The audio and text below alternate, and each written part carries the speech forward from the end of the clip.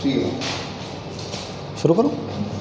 Good evening friends, Gayatri शिक्षा निकेतन उच्च माध्यमिक विद्यालय नगर की तरफ से फिजिक्स क्लास में आपका एक बार फिर से स्वागत है। अपना चैप्टर नंबर फर्स्ट चल रहा है। चैप्टर नंबर फर्स्ट का केवल और केवल एक टॉपिक रहा है अपना छोटा सा, ठीक है। टॉपिक है अपना एक समान विद्युत क्षेत्र में बल आघूर्ण। अपन बल आघूर्ण ज्ञात करेंगे। इससे पहले की क्लासों में मैंने आपको बताया है एक समान विद्युत क्षेत्र क्या है। दोनों तरीके के बताए थे, एक समान विद्युत क्षेत्र और असमान विद्युत क्षेत्र।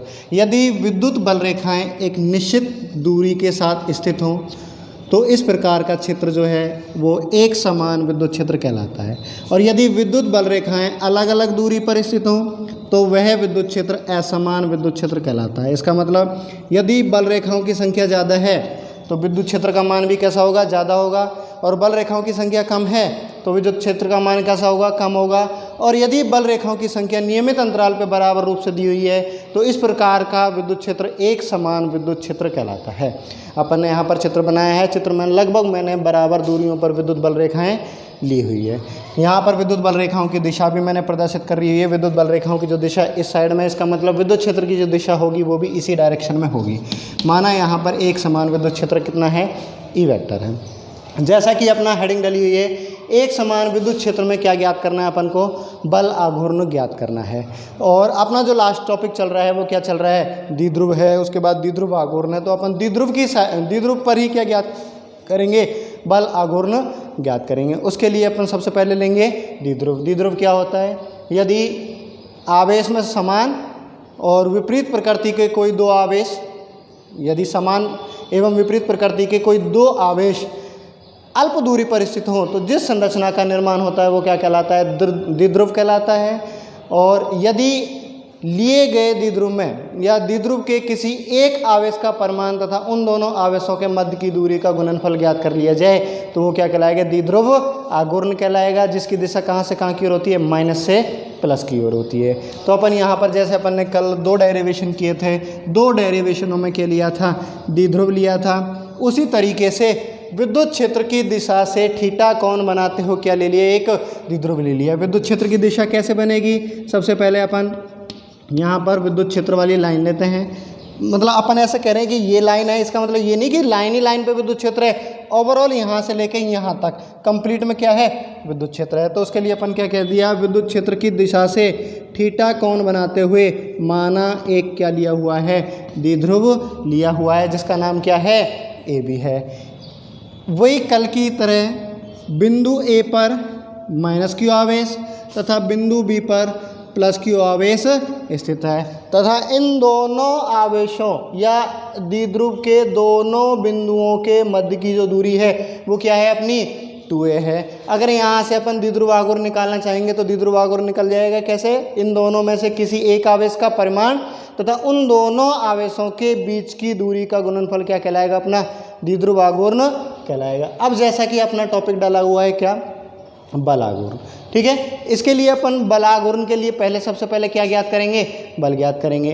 अपन ने एक नॉर्मल फॉर्मूला जानते हैं विद्युत क्षेत्र को, जो अपन ने परिभाषित किया था। विद्युत क्षेत्र को किस तरीके से परिभाषित किया, एकांक आवेश पर लगने वाला बल क्या कहलाता है, विद्युत क्षेत्र कहलाता है। इसका मतलब E बराबर F अपॉन क्या था, अपना Q नॉट था। वहाँ पर परीक्षण आवेश पर लगने वाले बल की बात करी गई थी। Q नॉट वह है जिस पर अपन ज्ञात कर रहे हैं। अब यहाँ पर जो हमारा है वो एक तो Q है, एक कौन है, माइनस Q। तो यदि यहाँ से F निकाला जाए तो F बराबर क्या आ जाएगा, QE,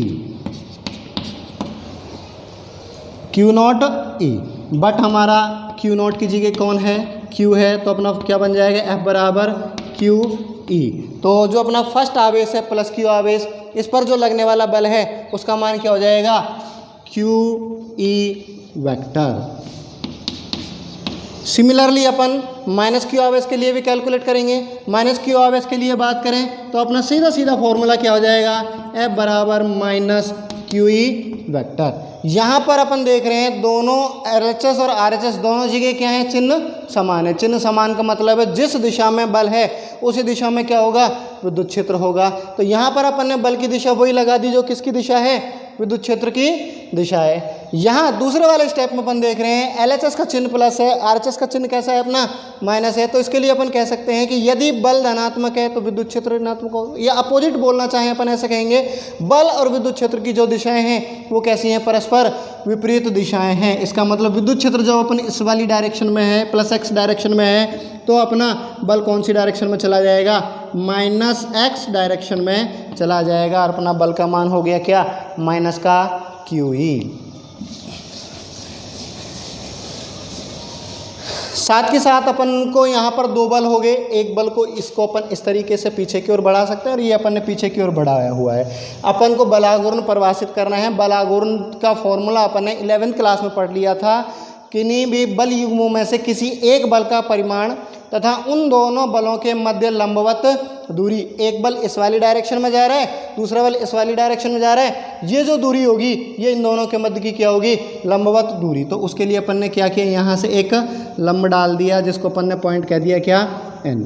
तो यहाँ जो अपनी निकल के आई क्या, bn कैसी दूरी हो जाएगी, लंबवत दूरी हो जाएगी। इसकी सहायता से अपन क्या ज्ञात करेंगे, बलाघूर्ण ज्ञात करेंगे। ये अपना चित्र कंप्लीट है। तो सबसे पहले अपन चित्र को ही परिभाषित करते हैं। उसके लिए अपन क्या कहेंगे, माना एक समान विद्युत क्षेत्र E वेक्टर है, इसमें कोई द्विध्रुव AB लिया हुआ है, बिंदु A पर -q आवेश तथा बिंदु B पर +q आवेश स्थित है तथा इन दोनों आवेशों के मध्य की दूरी 2a है।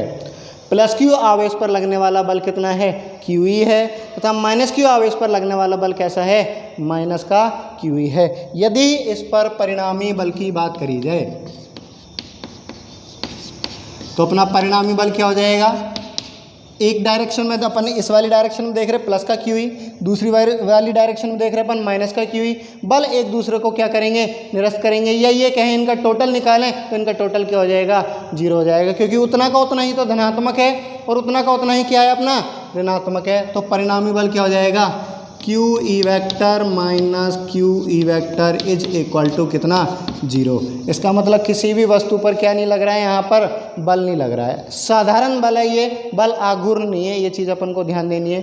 साधारण बल का क्या मतलब, अपन बल की सिंपल परिभाषा से बात करें, किसी भी वस्तु को धकेलना या अपनी ओर खींचना क्या कहलाता है, बल कहलाता है। इसका मतलब यहाँ पर जब परिणामी बल का मान 0 है तो ये वस्तु क्या गति करेगी, क्या, क्योंकि धकेलेंगे तो भी गति करेगी, खींचेंगे तो भी गति करेगी। जब बल है ही नहीं तो ये वाली वस्तु कैसी गति नहीं करेगी। तो अपन यहाँ पर लिखेंगे कि यह वस्तु रेखीय गति नहीं करेगी। ये वस्तु क्या है अपना, द्विध्रुव है, अर्थात द्विध्रुव में किसी भी प्रकार की कोई स्थानांतरण गति नहीं होगी। ठीक है। उसके बाद अपन बात करते हैं क्या, बलाघूर्ण। अपन यहाँ पर देख रहे हैं ये इस तरीके की अवस्था है। इस वाले पोर्शन को एक बल खींच रहा है जिसका मान क्या है, QE है। इस वाले को अपना दूसरा बल खींच रहा है जो क्या है, -q। जब इस तरीके से खींचेगा तो अपना आप ये इस तरीके से झुकाव लेता जाएगा, और झुकाव लेता जाएगा इसका मतलब क्या हो रहा है, ये घूर्णन हो रहा है। और कब तक घूमेगा, जब तक घूमेगा जब तक ये अधिकतम साम्य अवस्था में नहीं आ जाए या इस तरीके का परिमाण हो जिस पर बल एक दूसरे को क्या करें, अगेन निरस्त कर दें। तो उसके लिए अपन क्या निकालेंगे यहाँ पर, बलाघूर्ण। क्योंकि यहाँ पर ये जो पोर्शन है ये अपना AB है, ये क्या कर रहा है, घूर्णन करने लग गया, इस तरीके से घूमेगा और इस तरीके से घूमेगा तो क्या आ गया, घूर्णन आ गया। और घूर्णन आ गया तो अपन क्या निकाल सकते हैं, बल आघूर्ण ज्ञात करेंगे। अपन देख रहे हैं ये जो द्विध्रुव है इस पर बल युग्म कार्य कर रहा है। बल युग्म में कौन है, एक तो QE है और दूसरा -QE है। तो अपन यहाँ पर बलाघूर्ण परिभाषित करेंगे। बलाघूर्ण का फॉर्मूला, बल युग्म के किसी एक बल का परिमाण तथा उन दोनों बलों के मध्य लंबवत दूरी। तो बलाघूर्ण का फॉर्मूला लिखते हैं अपन, इसको व्यक्त करते हैं किससे, बल आघूर्ण टो इज इक्वल टू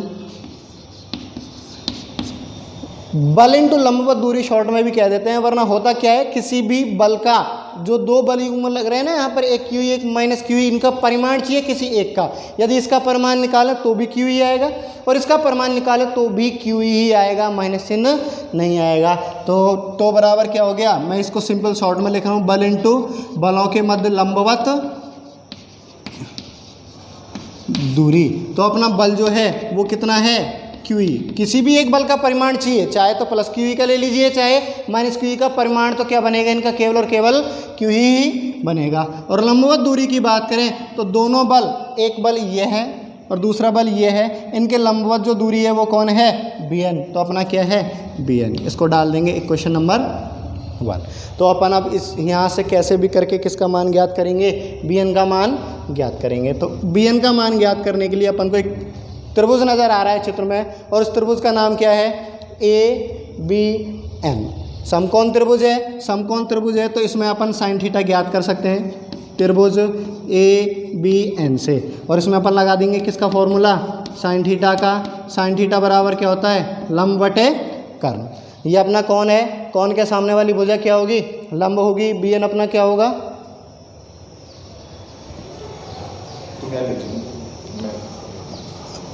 कौन के सामने वाली भुजा क्या होगी अपनी? लंब। जो कौन है? bn है। और ये आधार हो गया, ये क्या बन गया अपना? कर्ण बन गया। तो अपन यहाँ पर लंब हो गया अपना क्या? bn, और अपना कर्ण हो गया क्या? AB। तो अपन को जो ज्ञात करना है वो क्या ज्ञात करना है? bn ज्ञात करना है। bn बराबर AB साइन थीटा। AB का मान अपन को पता है, AB का मान कितना है? 2a sine theta. Equation number 2, bn का मान ज्ञात कर लिया। अब अपन ऐसा कह सकते हैं कि समीकरण नंबर 2 से मान किस में रख दें? समीकरण नंबर 1 में रख दें। या अपन सीधा सीधा लिख रहे हैं समीकरण 1 व 2 से क्या बनेगा अपना फॉर्मूला? तो बराबर Q E into 2a sine theta. इसको थोड़ा सा रीअरेंज करके लिखेंगे। रीअरेंज करेंगे तो अपन क्या कर रहे हैं? q इंटू 2a, इसको एक जगह ले लिया मैंने, e साइन थीटा को एक जगह ले लिया। अपन जानते हैं p बराबर क्या होता है? द्विध्रुवाघूर्ण की बात कर रहा हूँ मैं। द्विध्रुवाघूर्ण क्या है? द्विध्रुव के किसी एक आवेश का परिमाण तथा उन दोनों आवेशों को मध्य की दूरी। तो ये अपना AB जो है द्विध्रुव है, इसमें किसी एक आवेश का परिमाण, चाहे माइनस क्यू की बात करें चाहे प्लस क्यू की बात करें, तो किसी एक आवेश का परिमाण क्या आ जाएगा? Q, और इन दोनों के मध्य की दूरी क्या आ जाएगी? 2a। तो अपन यहाँ पर Q इंटू 2a की जगह क्या प्रतिस्थापित कर सकते हैं? P प्रतिस्थापित तो कर सकते हैं। तो अपना क्या आ जाएगा? तो बराबर PE sine theta. Q into 2a की जगह अपन ने जो वैल्यू प्रतिस्थापित कर दी वो क्या प्रतिस्थापित कर दी? P प्रतिस्थापित कर दी। अब अपन आगे की बात करते हैं, इसको किस तरीके से लिखा जा सकता है। अपन ने 11th क्लास में चैप्टर नंबर 2 में एक टॉपिक पढ़ा है, वो है सदिशों, दो सदिशों का सदिश गुणनफल, और एक पढ़ा है अपन ने दो सदिशों का अदिश गुणनफल। ठीक है। अगर अपन बात करें दो सदिशों के सदिश गुणनफल की, तो उसमें कह सकते हैं ए वेक्टर क्रॉस बी वेक्टर बराबर पहले का परिमाण दूसरे का परिमाण साइन थीटा। यदि दो सदिशों के सदिश गुणनफल की बात करी जाती है तो क्रॉस गुणनफल से व्यक्त करते हैं। यदि दो सदिशों के अदिश गुणनफल की बात करी जाती है तो डॉट गुणनफल से व्यक्त करते हैं। ए वेक्टर डॉट बी वेक्टर जो होता है वो क्या होता है? ए पहले का परिमाण दूसरे का परिमाण और उन दोनों के मध्य बनने वाले कोण की कौजिया के गुणनफल के बराबर। इसका मतलब A dot A B sine theta, sorry गलत बोल दिया, A vector dot B vector बराबर ए बी कॉस थीटा। ऐसे ही यहाँ पर P सदिश राशि है जिसकी दिशा माइनस से प्लस की ओर होती है। E विद्युत क्षेत्र है, विद्युत क्षेत्र भी कैसी राशि है? सदिश राशि है। दोनों क्या हैं? ये सदिश हैं। इनका क्या रहा है? Sine theta. तो इसको क्या लिखा जा सकता है? Tau vector is equal to P vector cross E vector. तो अपन ने बल आघूर्ण को किसके रूप में लिख दिया? सदिश रूप में लिख दिया, जो क्या बन गया? P vector cross E vector. चूँकि बल आघूर्ण क्या होती है? एक सदिश राशि होती है। इस सदिश राशि की जो दिशा है वो किसकी सहायता से? दक्षिणावर्ती पेच के नियम की सहायता से ज्ञात कर सकते हैं। ये अपना हो गया क्या? बल आघूर्ण। अब बल आघूर्ण के एक दो केस हैं, अपन वो केस देख लेते हैं क्या है।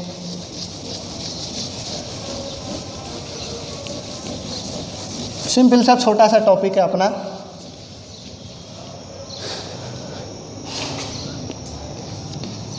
केस फर्स्ट,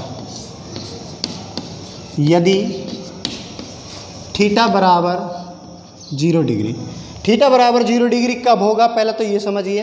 जैसे अपना ये क्या है, एक समान विद्युत क्षेत्र है जिसकी दिशा किधर है, प्लस एक्स अक्ष के अनुदिश है। यदि इसमें अपन द्विध्रुव इस तरीके से ले लें, ये अपना द्विध्रुव है जिसका नाम अपना ए बी है, क्यू इधर है और प्लस माइनस क्यू तो इस डायरेक्शन में, प्लस क्यू इस डायरेक्शन, तो पी की जो दिशा है वो कहाँ से कहाँ की ओर, माइनस से प्लस की ओर। तो अपन यहाँ से कह सकते हैं पी और ई दोनों कैसी दिशा में है, एक ही दिशा में। कहने का मतलब है यदि अपना द्विध्रुव जो है वो विद्युत क्षेत्र में इस तरीके से रखा हुआ है, इस तरीके से रखा हुआ है, तो ई और पी के मध्य बनने वाला जो कोण होगा वो कितना होगा, 0 डिग्री। 0 डिग्री होगा तो अपन जानते हैं साइन 0 डिग्री का मान कितना,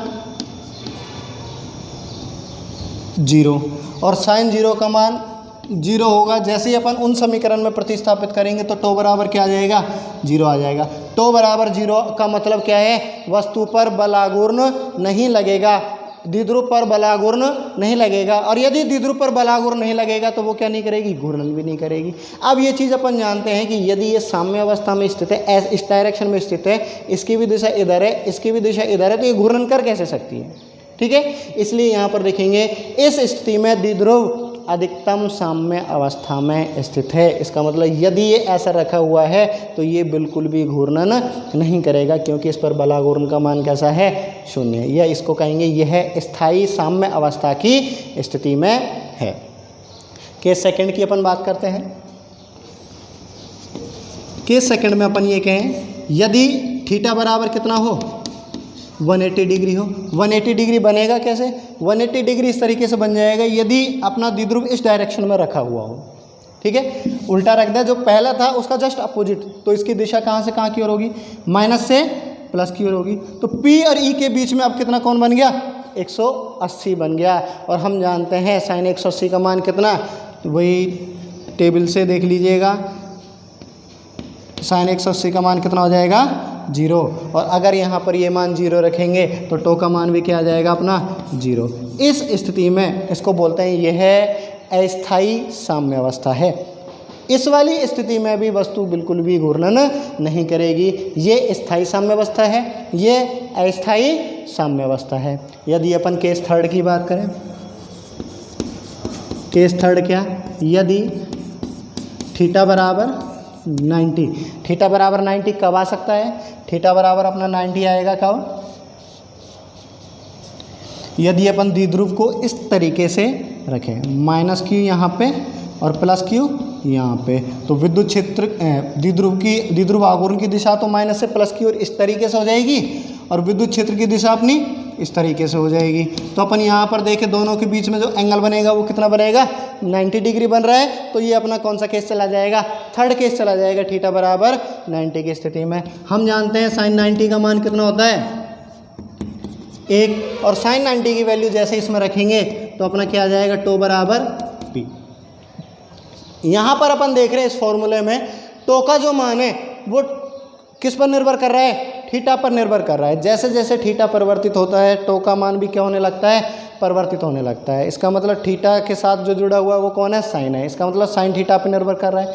साइन थीटा की जो परास होती है वो कहाँ से कहाँ तक की होती है, -1 से +1 के मध्य में होती है। साइन थीटा का अधिकतम मान जो होता है वो कितना है, 1 होता है। यहाँ पर अपन जो थीटा बराबर 90 रख रहे हैं तो साइन थीटा का मान जो मान प्राप्त हो रहा है वो कैसा प्राप्त हो रहा है, अधिकतम मान प्राप्त हो रहा है। तो अपना टो का भी जो मान होगा वो कैसा होगा, अधिकतम होगा। इस कारण अपन टो के सफिक्स में क्या लगा देते हैं, मैक्सिमम लगा देते हैं, और मैक्सिमम की स्थिति में अपन को ये मिलेगा। इसका मतलब यदि अपन द्विध्रुव को ऐसे रखें तो वो इस तरीके से जो घूर्णन करेगा वो सर्वाधिक करेगा, उस पर बलाघूर्ण जो लगेगा वो कैसा लगेगा, सर्वाधिक लगेगा। ये है अपना एक समान विद्युत क्षेत्र में बल आघूर्ण। कोई दिक्कत, उम्मीद करता हूँ ये समझ आया होगा अच्छे से। ये अपना चैप्टर नंबर 1 के ऑल टॉपिक्स कंप्लीट हो गए हैं। अब इसके थोड़े न्यूमेरिकल रहे हैं, कुछ अपन न्यूमेरिकल देखेंगे, कुछ आप मुझे न्यूमेरिकल खुद घर करोगे। जो नहीं होता है उसे कमेंट बॉक्स में ज़रूर बताएं, जिससे मैं आपको वो न्यूमेरिकल आगे सॉल्व करा सकूँ।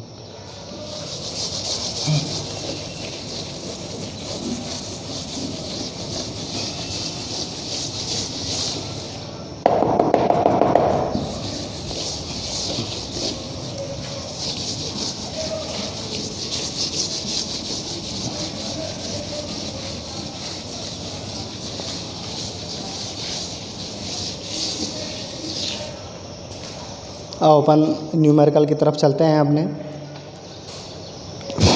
मैंने एक दिन की क्लास में पहले भी कुछ न्यूमेरिकल कराए हुए हैं आपको, वहीं से ही अपन न्यूमेरिकल देख रहे हैं। अपना एग्जाम्पल नंबर 8 है, 2 छोटे बिंदुवत गोले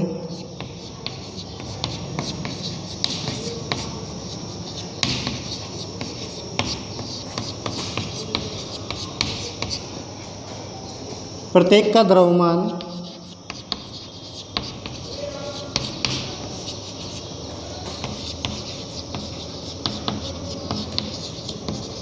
200 ग्राम है।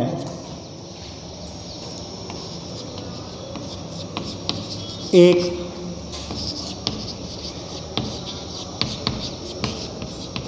उभयनिष्ठ बिंदु से 2 कुचालक धागों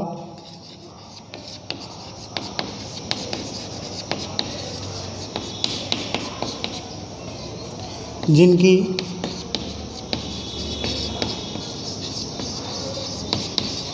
प्रत्येक की लंबाई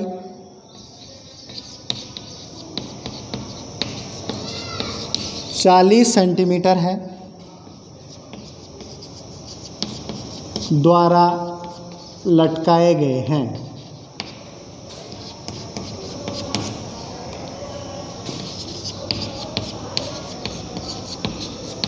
दोनों गोले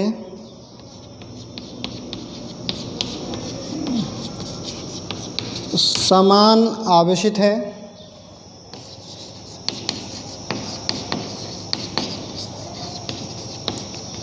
तथा इनके बीच की दूरी 4 सेंटीमीटर है। दोनों गोले समान आवेशित हैं तथा साम्यावस्था में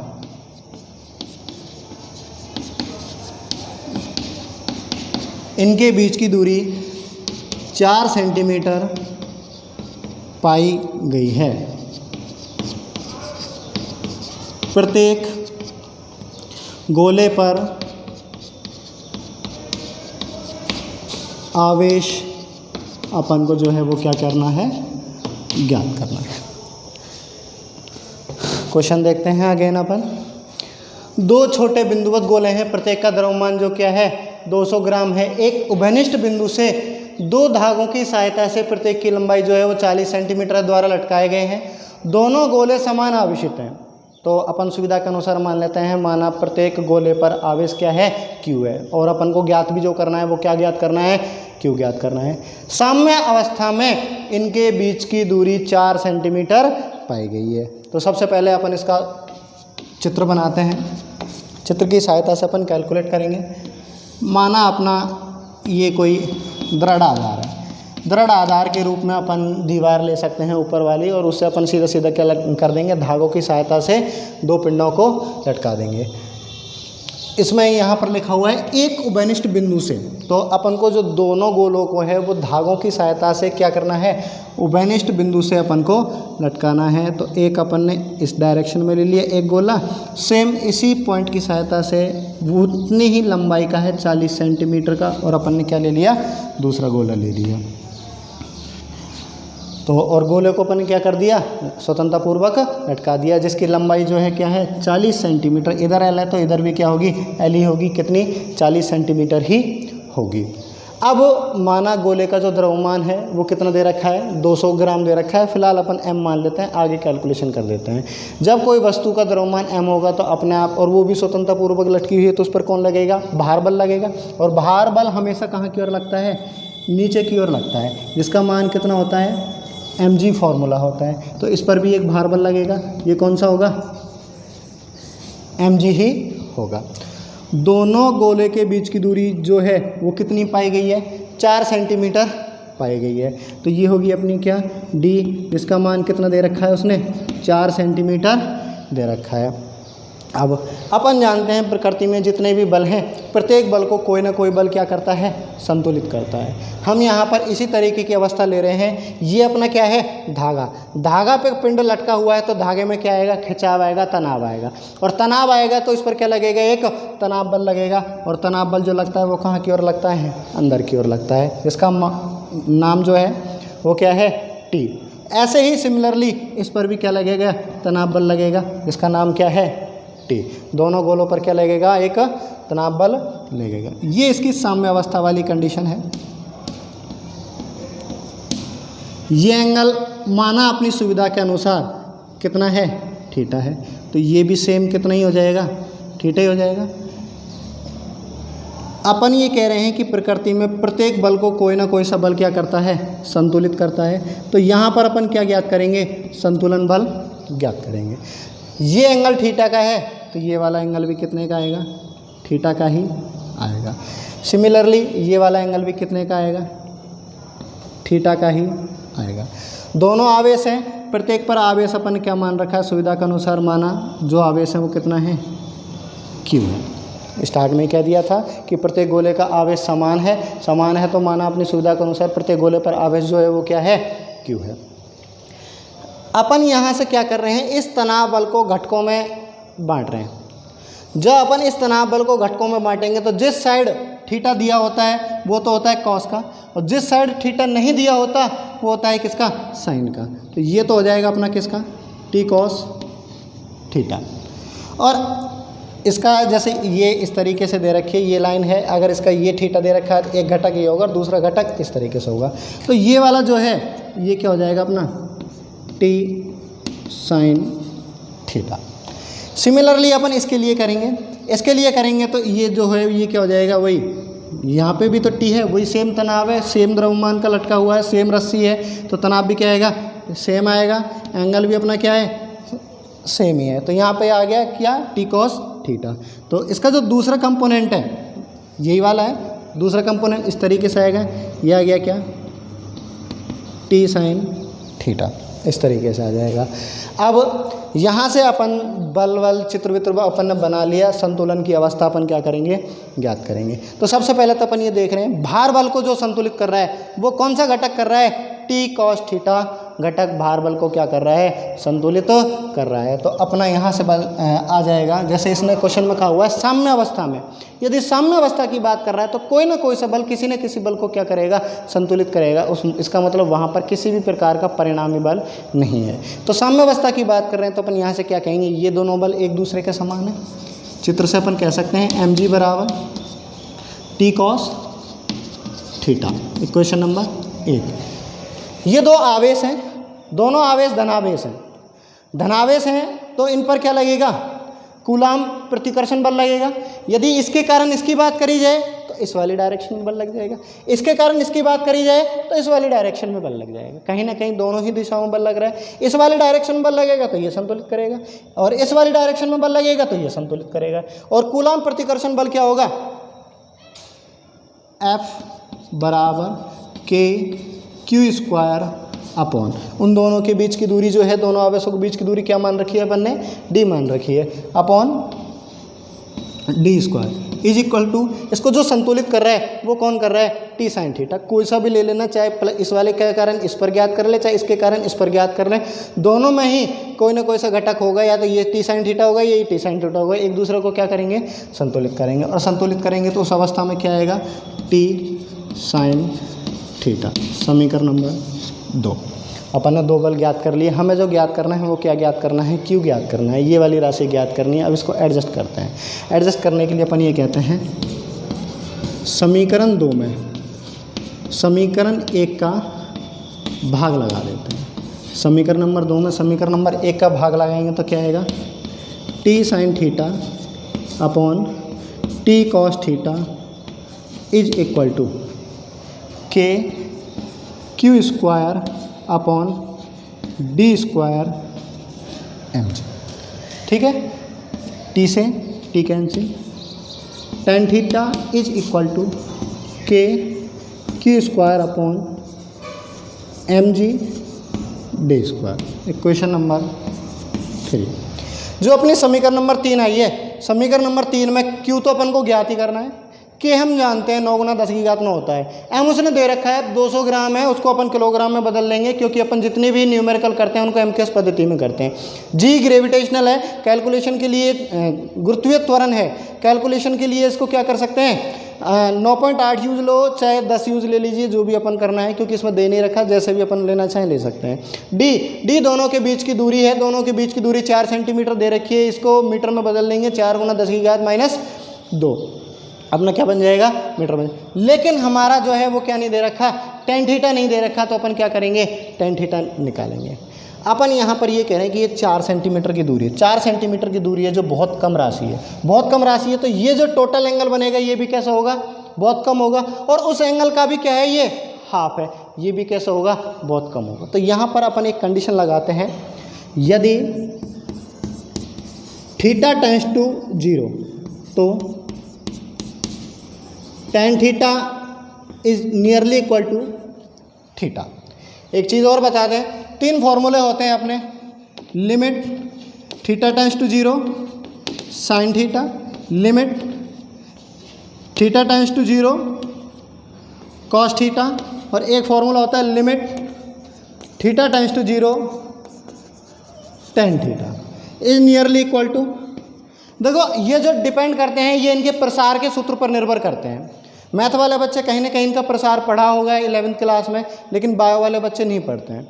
तो साइन थीटा का जो प्रसार होता है ये शुरू होता है एक्स से, जैसे अपन यहाँ पर थीटा की बात करते हैं, तो साइन थीटा का जो प्रसार होगा theta minus theta Q upon factorial 3 plus theta 5 upon factorial 5 minus theta 7।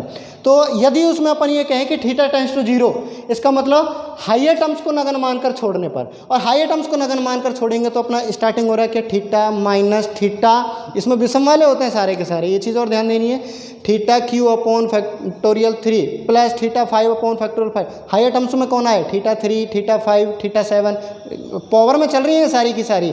यदि थीटा बहुत छोटी राशि है, जैसे अपन कहें थीटा बराबर 0.2, तो इसका यदि अपन स्क्वायर भी निकालें तो ये क्या हो गया 0.04, जो 0.2 से छोटी राशि है। क्यू निकालेंगे तो और भी छोटी राशि आएगी, इस कारण इसके हायर टर्म्स को नगण्य मानकर छोड़ देंगे। जब इसके हायर टर्म्स को नगण्य मानकर छोड़ेंगे तो ओनली क्या आएगा, थीटा आएगा।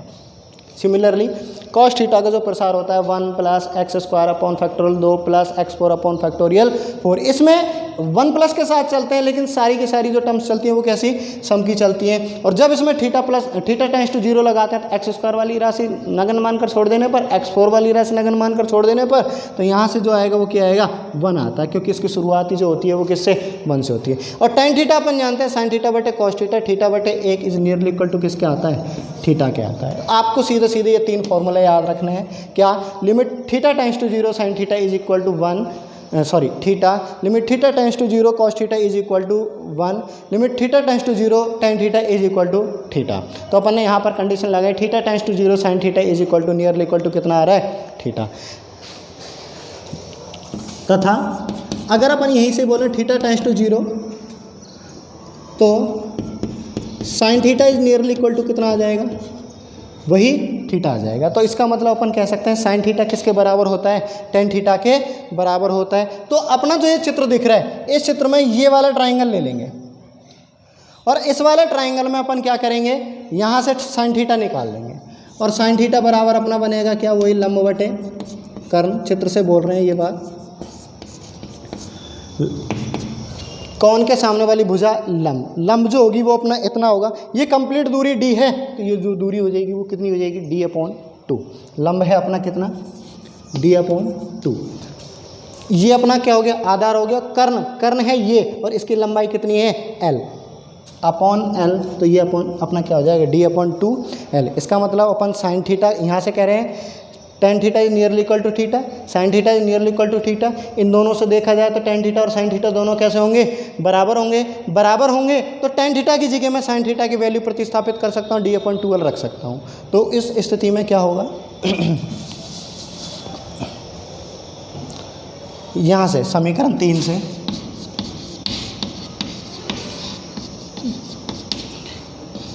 d/2l is equal to K Q square upon mg d square, यहाँ से आ जाएगा। बस अब अपन इसको सिंप्लीफाई कर लेंगे। Q square is equal to, across multiply कीजिए, M G D Q upon K into 12, और क्यू बराबर यदि अपन निकालें M G D Q upon 2 K L का अंडर रूट। एम की वैल्यू ज्ञात है, 200 ग्राम है, 200 ग्राम को अपन ग्राम में बदलेंगे, किलोग्राम में बदलेंगे, 1000 का भाग लगा देंगे, अपना जो वैल्यू आएगी वो रख देंगे। जी का मान कैलकुलेशन के लिए 10 रख लीजिए। डी का मान हमारा यहाँ से दे रखा है कितना, 4 सेंटीमीटर दे रखा है। 4 सेंटीमीटर को मीटर में बदल लेंगे, 4 गुना 10 की घात -2। उसके बाद 2 अपना ज्ञात ही है, के का मान मैंने आपको लिखाया हुआ है 9 गुना 10 की घात 9। एल का मान अपना दे रखा है, कितनी दे रखी है, अपनी जो प्रत्येक की लंबाई, जो डोरी की लंबाई है वो कितनी है, 40 सेंटीमीटर है। इसको भी अपन क्या लिख लेंगे, 40 गुना 10 की घात -2।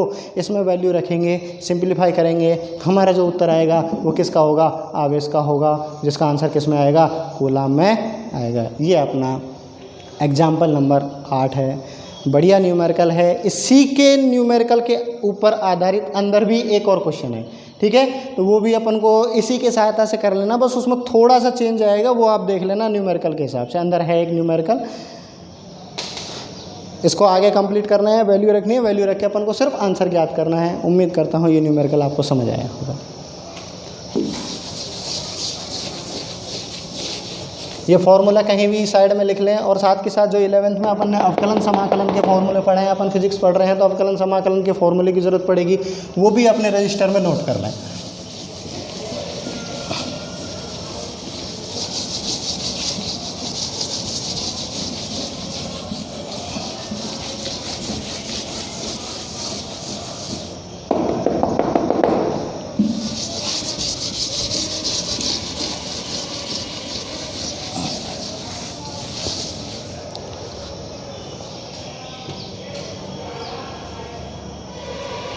नेक्स्ट क्वेश्चन अपना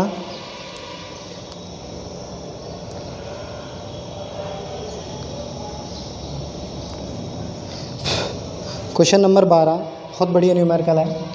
मैंने 8 अभी करा दिया, 9 और 10 मैंने करा दिए हैं आपको पहले ही, और 11वां आप खुद करें। 9 और 10 के जैसा या 12वें के समथिंग समझ लीजिए, इन्हीं में ही कुछ आ जाएगा। 4 समान आवेश प्रत्येक का मान क्यू, यही कह सके प्रत्येक क्यू मान का। ए भुजा वाले वर्ग के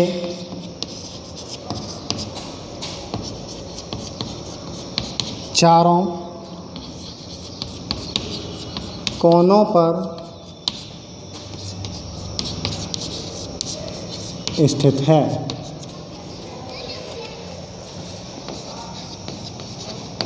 प्रत्येक आवेश पर शेष आवेशों के कारण परिणामी बल ज्ञात करो।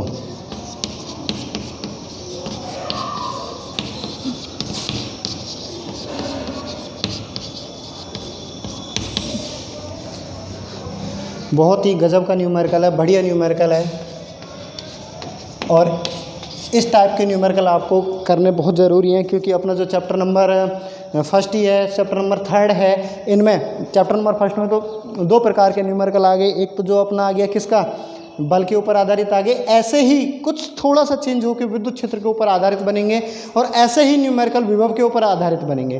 3 अलग अलग टॉपिकों के ऊपर इस तरीके के न्यूमेरिकल आएंगे। तो ये भी अच्छा न्यूमेरिकल है, यहाँ बल के लिए करा रहे हैं, ऐसा ही विद्युत क्षेत्र के लिए कुछ न्यूमेरिकल पूछ सकता है।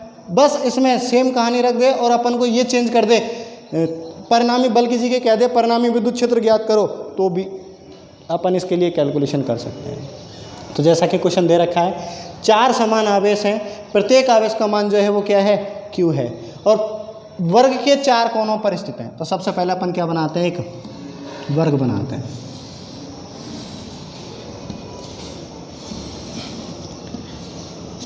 माना जो अपना वर्ग है उसका नाम है ABCD।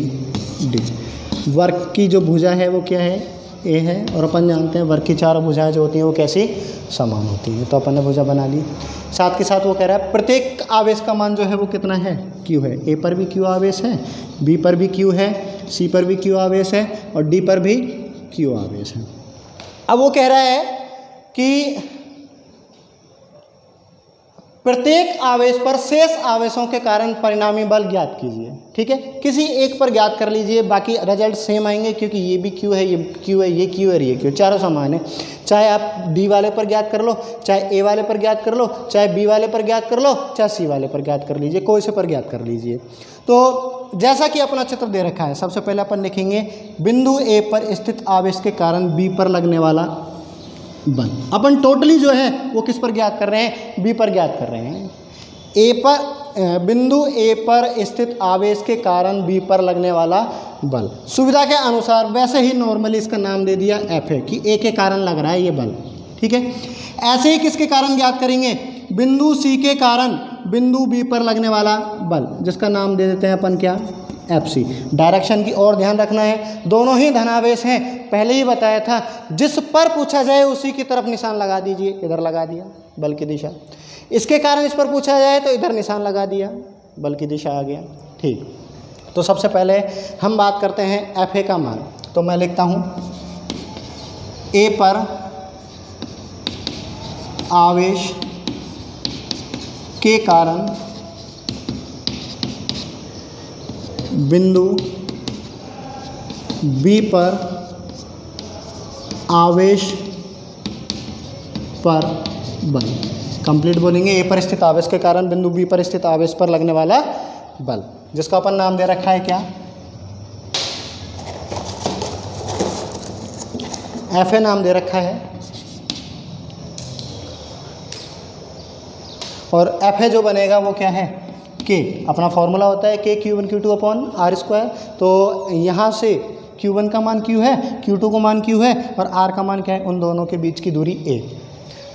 तो के Q square upon A square, equation number 1। Similarly C पर वही आवेश के कारण B पर स्थित आवेश पर लगने वाला बल, जिसका नाम अपन दे देंगे क्या, एफ सी। एफ सी बराबर क्या हो जाएगा, सेम यही आ जाएगा कि Q square upon A square. देख लीजिए आप, ये C पर क्या है, Q आवेश है, B पर क्या है, Q आवेश है, दोनों पर क्या लग गया कि Q स्क्वायर अपॉन दोनों के बीच की दूरी क्या है, A। तो आ जाएगा।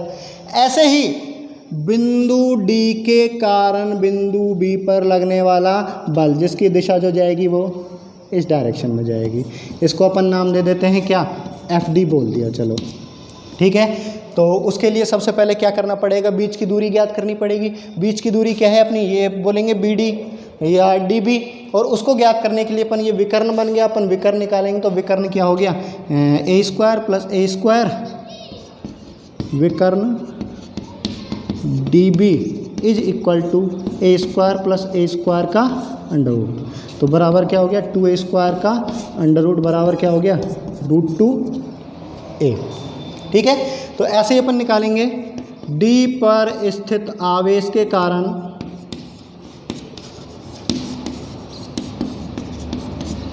B पर स्थित आवेश पर लगने वाला बल, जैसे अपन नाम देंगे क्या, चलो अपन ने FD नाम दे दिया नॉर्मली। ठीक है, अगर अपन इसको कंप्लीट नाम देना चाहें ना तो ऐसे भी दे दीजिए, FBA, A के कारण B पर लगने वाला बल, FBC, C के कारण B पर लगने वाला बल, FBD, D के कारण B पर लगने वाला बल। ये क्या बनेगा, वही K, दोनों पर आवेश क्या है, Q है, तो क्या बनेगा K Q स्क्वायर अपॉन दोनों के बीच की दूरी क्या है, √2A का स्क्वायर। तो यहाँ से क्या बनेगा, K Q square upon 2A square. इसको इक्वेशन नंबर 2 बोलें तो इसको इक्वेशन नंबर 3 बोल देंगे। ठीक है, तो ये हो गया क्या, एफ डी। अब हमारे 3 बल ज्ञात हो गए, लेकिन अभी परिणामी बल ज्ञात नहीं हो, क्योंकि अभी ये 3 बल अलग अलग लग रहे हैं। तो सबसे पहले एफ ए और एफ सी का परिणामी निकाल लेते हैं। और एफ ए और एफ सी का परिणामी यदि निकालें, जैसे अपन को परिणामी निकालना होता है, एक एक्स एक्सिस का अनुदिश है, एक वाई एक्सिस का अनुदिश है, यदि इनका परिणामी की बात करी जाए तो इनके कहाँ जाएगा, बीचों बीच जाता है। यदि एफ ए और एफ सी के मध्य परिणामी निकालें, 2 बल दिए हुए और इनके परिणामी बल पूछ लिया जाए तो क्या आता है, F1 square plus F2 square plus 2 F1 F2 cos theta का अंडर रूट, ये अपना क्या आता है, परिणामी बल का फॉर्मूला आता है। तो ऐसे ही अपन यहाँ पर एफ ए और एफ सी का क्या निकालेंगे, परिणामी बल निकालेंगे। एफ ए व एफ सी का परिणामी बल, जिसको अपन चलो सुविधा के अनुसार क्या बोल देते हैं, एफ डैश बोल देते हैं। तो उसको क्या लिखेंगे, F A square plus F B square plus 2 F A F B cos theta. ये अपन ने 11th क्लास में ये फॉर्मूला पढ़ा था परिणामी बल का। ठीक है, हम यहाँ पर देख रहे हैं ये एफ ए इस डायरेक्शन में है, एफ सी इस डायरेक्शन में है, इनके बीच में जो एंगल बन रहा है, थीटा बन रहा है, वो कितना बन रहा है, 90 बन रहा है। और कॉस 90 का मान जो होता है वो कितना, 0। तो अपना एफ डैश क्या प्राप्त होगा, एफ ए स्क्वायर, ये एफ सी नहीं, एफ बी नहीं है, एफ सी है। ठीक है, तो F A square plus F C square का अंडर रूट। अपन समीकरण नंबर 1 और 2 से देख रहे हैं एफ ए और एफ सी कैसे हैं, समान है। एफ ए और एफ सी समान है तो अपन यहाँ पर रखेंगे F A square plus F A square का under root is equal to 2 F A square का under root is equal to root 2 F. ठीक है, इसका मतलब एफ डैश जो वाला परिणामी इस डायरेक्शन में आएगा और यहाँ कौन लग गया, एफ डैश लग गया। अभी भी हमारा रिजल्टेंट बल नहीं निकला है। बिंदु बी पर हम बल देखें, अभी भी 2 अलग अलग बल लग रहे हैं, एक एफ लग रहा है और एक एफ डैश लग रहा है, और दोनों बलों की जो दिशा है वो कैसी है, समान है। समान है तो अपन क्या कर देंगे, दोनों को जोड़ देंगे। और जोड़ने के लिए अपन क्या करेंगे, मैं थोड़ा सा मिटा रहा हूँ यहाँ से।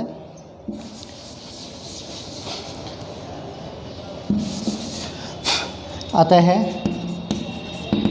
बी पर स्थित आवेश पर कुल बल, वो क्या बनेगा, एफ बोल रहे हैं उसको। कौन कौन सा लग रहा है, एक तो एफ डैश लग रहा है और एक एफ डी लग रहा है। F dash plus F D, F dash जो है वो क्या है, अभी अपन ने निकाला है। एफ डैश जो अपना आया क्या, root 2 F A plus F D. दोनों की वैल्यू प्रतिस्थापित कर देंगे, रूट 2 एफ ए की वैल्यू समीकरण नंबर 1 से और एफ डी की वैल्यू समीकरण नंबर 3 से। तो यहाँ से क्या आ गया, रूट 2 अपना चल ही रहा है, के क्यू स्क्वायर अपॉन ए स्क्वायर प्लस, और जो एफ डी की वैल्यू है वो क्या है, K Q square upon 2a square, K Q square upon 2a square. इसमें से जो राशि कॉमन आ रही है वो राशि कॉमन ले दीजिए। अपनी जो राशि कॉमन आ रही है वो क्या आ गई, के क्यू स्क्वायर अपॉन ए स्क्वायर, यहाँ से आ गई क्या, कॉमन। अपना रिजल्ट क्या बन गया, रूट 2 प्लस 1/2। ये अपना क्या आ जाएगा, आंसर आ जाएगा। परिणामी बल जो लग रहा है बिंदु बी पर वो कितना लग रहा है, के क्यू स्क्वायर अपॉन ए स्क्वायर ब्रैकेट में रूट 2 प्लस हाफ। ये हमारा क्या आ गया, बिंदु बी पर लगने वाला परिणामी बल। इस टाइप के कई सारे न्यूमेरिकल हैं, वो सभी न्यूमेरिकल हमें करना है।